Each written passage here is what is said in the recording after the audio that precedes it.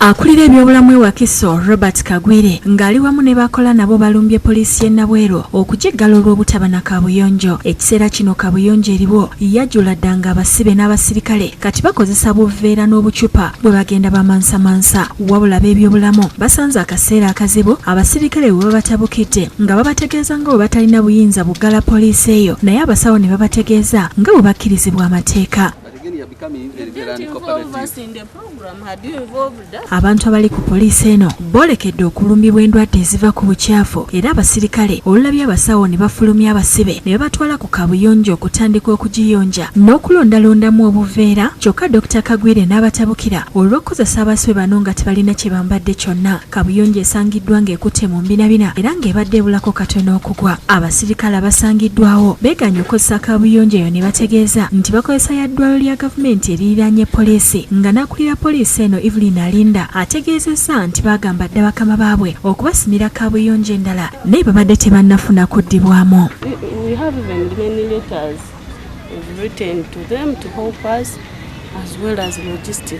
Akulira ebyobulamu mu munisipo y'e Nansana Kaliro Joshua ategeezezza ng'ebyobulamu ku poliisi ebwo beeraliikiriza era nga bamaze ebbanga nga babalabula naye ne bateefiirayo.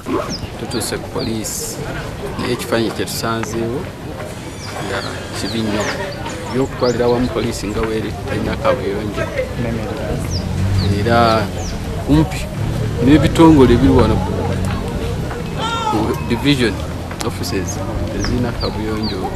Osanga ab'akatale, ab'ekisaawe n'abajja ne poliisi yennyini ate beeyambisa toyireti ate enfunda ennyo eri ku ki eri mu ddwaliro. Sipiika wa Nansana Kalule Kalungi Moses yeegayiridde abasawo obutaggala poliisi kubanga kiyinza okunafuya ebyokwenda by'ekitundu era n'asaba abakulembeze bonna okukwatizaako poliisi basobole okuzimba kaabuyonjo empya.